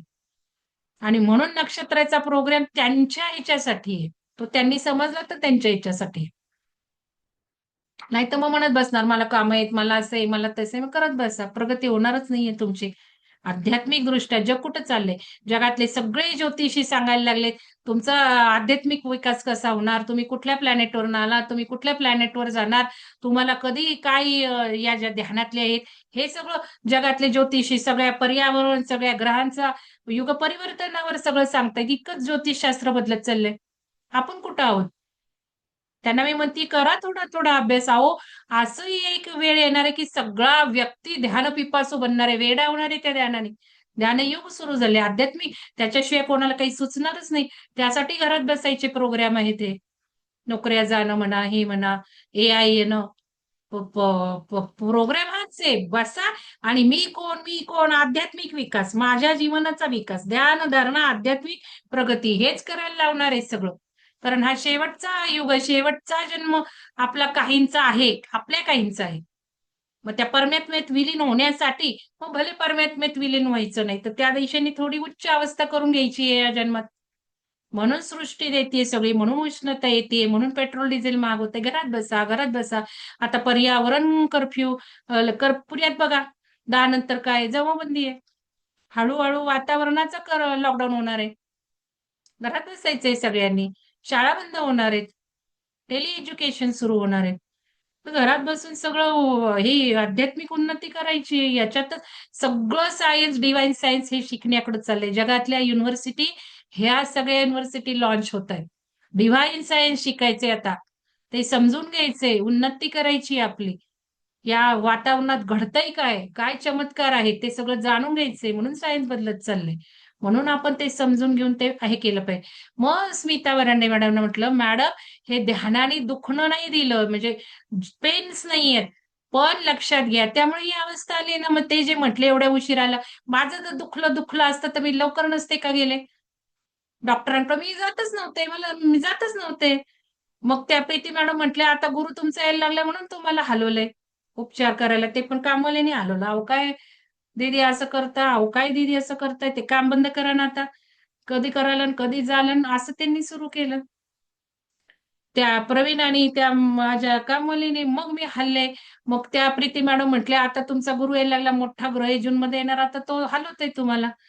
म्हणजे असं विवरण त्यांनी दिलं, पण माझं पुढचं विवरण सांगते मी. मग मी म्हटलं स्मिता मॅडमना, मॅडम हे सगळं भलं जाऊ देत ध्यानाने, याने त्याने काय झालं, डिले झाला, मला दुखलं नाही, मी उशिरा जागी झाले, व्हॉट एव्हर काय, पण मला शेवटी सांगा, हे लर्निंगच नाही का भाग, आस्पेक्ट. जेव्हा लर्निंग पूर्ण होईल, भला माझा तो स्क्रिप्ट ड्राफ्ट जो काही ग्राहनी घेतलाय, मी घेतलाय, माझं लर्निंग झालं पाहिजे. उदाहरणार्थ त्यांना म्हटलं मी प्राणी किलिंग शिकले, उदाहरणार्थ आणखीन हा जो त्रास भोगला, या ज्या यातना मी भोगल्या, त्याने मी स्ट्रॉंग नाही झाले का आता, माझं लर्निंग नाही का झालं म्हटलं. मग ते लर्निंग झाल्यावरच संपणार ना हा सगळा प्रोग्राम, म्हटलं का नाही. काही असेल की, आणि किती मोठे मोठे योगी सुद्धा शेवटी शरीर पीडित होऊनच जातात की. कृष्ण कसा गेला हो मला सांगा? आज ग्रुपवर टाका सगळ्यांनी कृष्णाचं मरण कसं झालं. तो काय असा हवेतनं गेला का रामासारखा? म्हणजे आपण बघतो काय काय जण असे यानातनं सुद्धा गेले की शरीर माहिती नाही कोण कोण कसं गेलं बघा. सांगा मला, राम कसा गेला, कृष्ण कसा गेला. शेवटी हा देह तो पीडित होणारच आहे. त्याला कशाला आपण घाबरायचं? आपला जो काही प्रोग्राम घेतलाय तो पूर्ण करायचा, चांगला चांगला पुढच्या जन्माचा प्रोग्रामची स्क्रिप्ट आपण लिहायची, जास्तीत जास्त लर्निंग घ्यायचं, पायाला बाण लागून. मग ते डिस्कस करा. मग कशाला आपण घाबरायचं पाय गेला म्हणून? हे आपल्याला नाही का शिकायला मिळत. तर मग मी स्मिता मॅडम म्हटलं, मॅडम शेवटी हेच आहे की नाही सांगा. हो हो हो. मग हे सगळ्यांना म्हटलं आपल्या लोकांना शिकवायचंय बरं का मॅडम तुम्ही, ह्या दृष्टीने विचार करायला सांगायचं.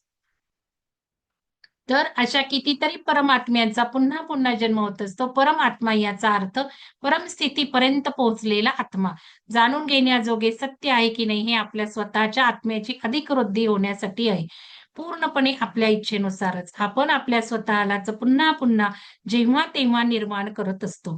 जन्म घेण्यापूर्वीच आपण स्वतः आईच्या गर्भाची निवड करून जन्म घेतो. कोणत्या आई वडिलांच्या पोटी जन्म घ्यायचा आहे, कोणते कार्य करण्यासाठी जन्म घेत आहोत असा निर्णय घेऊन जन्म घेतो हे लक्षात ठेवायला हवे. याचे स्मरण ठेवायला हवे. हेच आध्यात्मिक शास्त्रात, स्पिरिच्युअल सायन्स मध्ये अत्यंत मुख्य सूत्र आहे. या जगाला जीवनाची रंगभूमी म्हणतात. नाटकाचं स्टेज मंचावर या कार्यासाठी बघा पत्रीजींनी तेच म्हटलंय ना, नाटक मंच, नाटकाचे स्टेज मंचावर, हे आपल्या धर्मा ग्रंथांमध्येच लिहून ठेवले हो. हे सगळं नाटके नाटके, या कार्यासाठी जे सर्व काही लागते ते सर्व आपले आपणच निर्माण करत आहोत. आपले आपणच निर्माण करत आहोत. भले ते दुःख असेल, आनंद असेल, काय आपणच, दुसरा कोणी त्याला जबाबदार नाही. कोणीही दुसऱ्याचे जग निर्माण करत नाही. हे सर्व प्रथम समजून घेण्याचे सूत्र आहे. हेच शेवटचे आणि अंतिम सूत्र आहे. आता इथे थांबवते मी आणि 8 नंबरचा श्लोक उद्या घेऊ. पण मी जे शेवटी म्हणत होते, कर्माचा फंडा सुद्धा डिमॉलिश केलाय, असं जे मी तुम्हाला सांगते, वातावरणातनं नष्ट केला का? तर आपल्या मनावर जे संस्कार असतात, आपण मनावर लहानपणापासून जे ऐकत असतो, आपण जसा विचार करतो तसं तसं फळ आपल्याला लागतं. म्हणून आपल्यातले कित्येक जण कर्म कर्म करत माझंही दुःख, माझे भोग करत बसतात. कुठल्या कर्माला ही सासू आली, कुठल्या कर्माला हा रोग आला, व्हॉट एव्हर. मग यासाठी आपण तो लॉ ऑफ कर्मा डिमोलिश झालाय. एक मिनिट, ब्रह्मांडातनं काढून टाकलाय तो लॉ ऑफ कर्मा.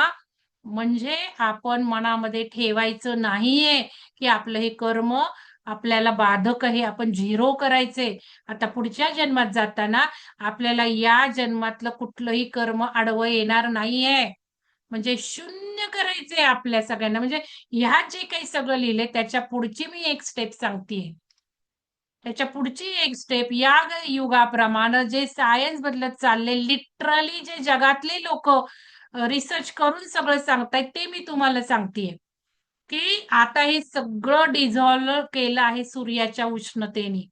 म्हणजे हळूहळू डोळ्यावरचे पडदे दूर होत जाणारे आणि सत्य ते डोळ्याला दिसणारे.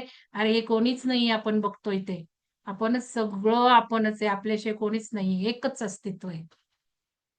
मग या क्षमता ज्यांच्या हळू वर जाणार आहे, तेच त्या 5व्या आयामात राहणार आहेत. म्हणजे काही लोकेशन नाहीये ट्रॅव्हलिंगचं.